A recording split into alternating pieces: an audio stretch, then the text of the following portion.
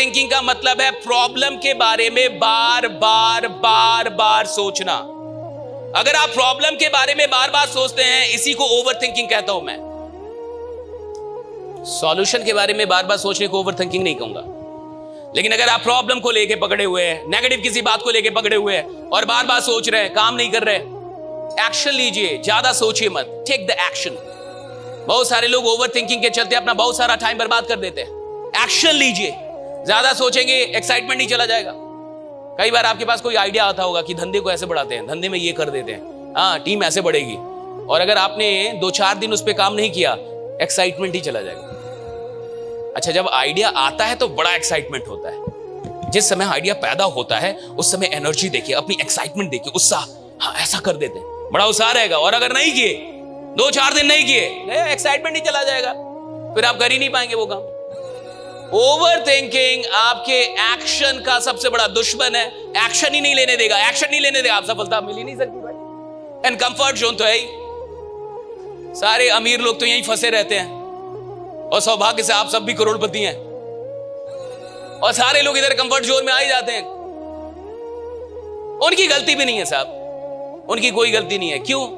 उन लोग को सिखाया भी यही जाता है कि एक दिन तुम इतना पैसा कमा लोगे कि तुमको काम ही नहीं करना पड़ेगा। गलत दर्शन, गलत गुरु पूरे एक जनरेशन को बर्बाद कर देते हैं। 30 साल से गलत दर्शन चलाया गया टीम वर्क में, गलत दर्शन कि टीम बना लो, एक दिन काम नहीं करना पड़ेगा। टीम इसलिए नहीं बनाई जाती कि एक दिन काम ना करना पड़े, टीम इसलिए बनाई जाती है कि एक दिन इतना काम हो कि आराम करने की फुर्सत ना हो, इतना काम हो राइडा, इसलिए टीम बनती है। या सर यहाँ हूं, कलवाऊं 30 दिन कहीं ना कहीं जा रहा हूं, टॉक दे रहा हूं, अपनी कहानी सुना रहा हूं, अपनी सफलता के मंत्र बता रहा हूं, इसलिए टीम बनती है साहब। टीम सोने के लिए थोड़े बनती है। बट शर्तों के साथ कभी मोहब्बत हुई है? लव तो होता ही अनकंडीशनल है। कंडीशन लगा देंगे तो फॉर्मेलिटी निभाएगा और काम नहीं करेगा, और काम नहीं करेगा। मैं लिख के देता हूं, आप बोलिएगा 4 मीटिंग लेना है, दिखा देगा कि ले रहा हूं। घंटा ले रहा है कि नहीं, घंटा आप देख पाएंगे। काम ही नहीं करेगा ना, और मन से काम नहीं करेगा तो रिजल्ट आएगा नहीं आएगा। क्यों दौड़ाना चाहते हैं फालतू का लीडर को? मत दौड़ाइए। इससे अच्छा तो उसको बोलिए कि तुम बैठे रहो, मैं तुमको बैठा के पैसा दूंगा। तुमको अगर लगता है कि मेरे मिशन में दम है, हमारे मिशन में दम है, और तुमको अगर लगता है कि यार ये मिशन आगे जाना चाहिए, तो काम करो, वरना बैठे रहो, हम पैसा देंगे तुमको। ये बोलते तो शायद वो सोना छोड़ देता, काम करने लगता, वो काम करने लगेगा। फिर आप कह रहे नियम बना दो, कंडीशन से कोई आज तक काम किया है? नियम तो बना हुआ है, रोज रेप हो रहा है। संविधान तो बना हुआ है, रोज ही चोरी डकैती हो रही है। रूल से नहीं होता साहब। मोहब्बत चाहिए, मोहब्बत पैदा करना होगा। अगर आप मिशन लेके चल रहे हैं, मोहब्बत पैदा, गलत ट्रेनिंग मत दीजिए।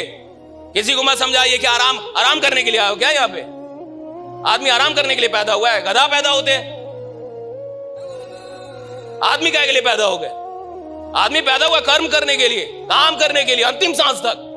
ये तो ईश्वर से मनाइए कि भगवान मुझे ऐसा रखो कि अंतिम सांस तक काम करता रहूं, अंतिम सांस तक काम करता रहूं, लास्ट ब्रेथ। मौत हो तो काम करते हुए मौत। मैं तो यही चाहता हूं कि जैसे एपीजे अब्दुल कलाम को ईश्वर ने मौत दी, वैसी मौत सबको होनी चाहिए। बात करते हुए उनको हार्ट अटैक आया, शिलोंग के किसी कॉलेज में बात कर रहे थे, तब उनकी, ये सबसे अच्छा डेथ है भाई। इससे अच्छी कोई मृत्यु नहीं है कि काम करते हुए आपकी मृत्यु हो जाए। The best death. वो कौन सा डेथ है जिसमें हॉस्पिटल में पड़े 4 महीने से पड़े हुए हैं, सांस ऊपर नीचे जा रही है, वो कोई डेथ है भाई? अरे डेथ तो ये होना चाहिए कि भगवान ऐसा करो काम करते हुए मार दो मेरे को, काम करते हुए मर जाऊं राइडा, काम करते हुए मारो। मैं तो कह रहा हूं आप अपने दिमाग में घुसा लो कि काम करते हुए ही मरना है। आज से भगवान से मांगो। इससे अच्छा डेथ नहीं होता। मैं मैनिफेस्ट कर रहा हूं, मैं बहुत दिनों से मैनिफेस्ट कर रहा हूं कि मैं ऐसे ही मरूं, स्टेज पे मरूं, काम करते हुए मरूं। ये मेरी दिली इच्छा है कि हम काम करते हुए मरने चाहिए भाई, ऐसे नहीं मरने चाहिए। हाँ, काम करते हुए आदमी मरे, क्या क्या मौत होगी, इससे खूबसूरत मौत ही नहीं हो सकती।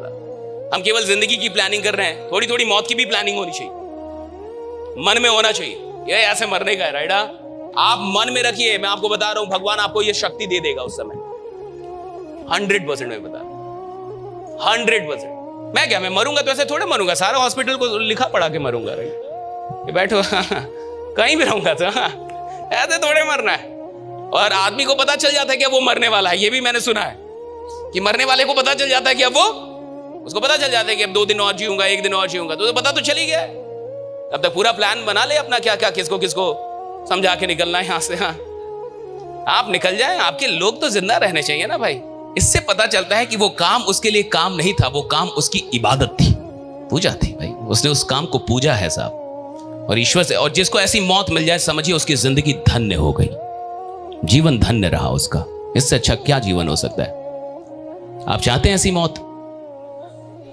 या कुछ लोग मौत के नाम पे भी डरता है। बाबू देखो, मरना तो एक दिन सबको है भाई, डरो मत। हाँ, एक दिन सब जाएंगे। अच्छी बात यही है कि वो एक दिन कब आएगा किसी को नहीं पता है। यही जीवन का सबसे बढ़िया खेल है। देखिए जरा, some important questions, comfort zone को लेके कुछ इंपॉर्टेंट क्वेश्चंस है जो हम लोग करते हैं अपने आप से। ये क्वेश्चन आपको करने हैं। 5 क्वेश्चन यहां पे दिए गए हैं। अगर सबसे पहला क्वेश्चन है, क्या मैं कंफर्ट लवर हूं? क्या आप कंफर्ट लवर हैं या वर्क लवर हैं? कर्म प्रेमी हैं या आराम प्रेमी हैं आप? कर्मा लवर है ना, कंफर्ट लवर नहीं है ना? ठीक है। मैं अपने कंफर्ट जोन से बाहर जाने के लिए कितना तैयार रहता हूं? तैयार रहते हैं आप? रेडी रहते हैं कंफर्ट जोन से बाहर जाने के लिए? क्या मुझे अपने काम से प्यार है या सिर्फ रिजल्ट से? बहुत अच्छा जवाब ये भी है, दोनों से। इस जवाब में कुछ खराबी नहीं है, ये मॉडिफाइड जवाब है, सही है। ये भी अच्छा जवाब है, दोनों से प्यार है, काम से भी और रिजल्ट से भी। Nothing bad right. वैसे जिस आदमी को काम से प्रेम होगा उसको रिजल्ट अपने आप भी मिलता है।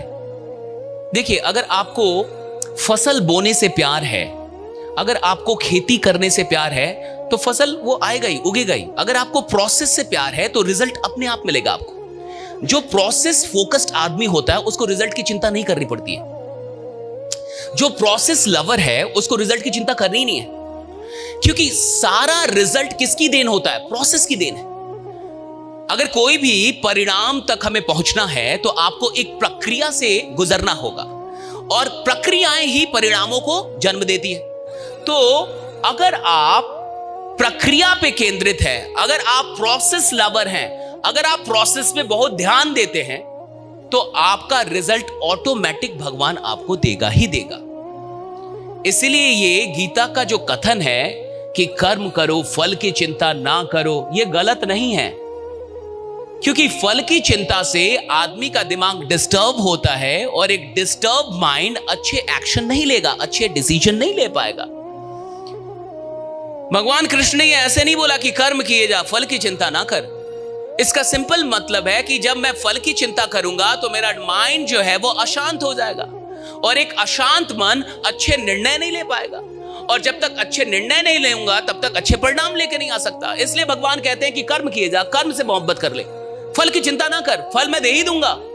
क्योंकि ये सृष्टि का सिद्धांत है कि अगर कोई प्रोसेस होगा उसका रिजल्ट आएगा ही, अगर प्रक्रिया हो रही है परिणाम आएगा ही आएगा। अगर हमने बीज लगाया है, बढ़िया से सींचा है, फल आएगा ही आएगा। There is no doubt in it, कोई डाउट नहीं है इसमें। तो आप प्रोसेस लवर हैं या फिर आप रिजल्ट लवर हैं? क्या हैं आप? मैं आपसे अनुरोध करूंगा, प्रोसेस लवर बनिए, बहुत मजा है इसमें, जिंदगी का आनंद है प्रोसेस लवर बनने में। अगर आप काम से मोहब्बत कर गए तो सुनिए, परिणाम आपसे मोहब्बत करेगी। अगर आप प्रोसेस से मोहब्बत कर गए, रिजल्ट आपसे मोहब्बत करेगा साहब। रिजल्ट आपको छोड़ के कहीं जाएगा ही नहीं। जो लोग काम से मोहब्बत करने लगते हैं, रिजल्ट उनको खोज के आता उनके पास कि भाई चल इसके पास। इसलिए प्रोसेस लवर बनिए, रिजल्ट लवर मत बनिए। इसमें घाटा है, ये बाद में समझ में आता है। मैं भी पहले कुछ कुछ बोलता था उल्टा सीधा, फिर मुझे सच में समझ में आया कि प्रोसेस लवर ही होना सही है। मैं गलत था, मेरे को ये बात समझ में आई, मैंने सुधार लिया कि नहीं यार, बेस्ट तरीका जीवन जीने का गीता में ही कहा गया है कि कर्म करो फल की चिंता ना करो। और कृष्ण की बात पे आपको कोई हक ही नहीं है कि आप उसको तोड़े मड़ोड़े। उन्होंने जो कहा है बहुत ही परफेक्ट बात, वो तो शाश्वत सत्य है, उसमें क्या दिमाग लगाना, वो तो पूर्ण सत्य, उसमें दिमाग लगाने की आवश्यकता ही नहीं है। प्रोसेस लवर बनने की कोशिश कीजिए, प्रोसेस से मोहब्बत कीजिए, जर्नी से मोहब्बत कीजिए, मंजिल अपने आप आपको खोज के मिलने लगेगी, आपके पास आ ही जाएगी। राइट, इस आदमी को यात्राओं से मोहब्बत हो जाएगी, मंजिलें उसके कदमों में आने लगती है साहब, वो खुद आकर्षित होकर आएंगी।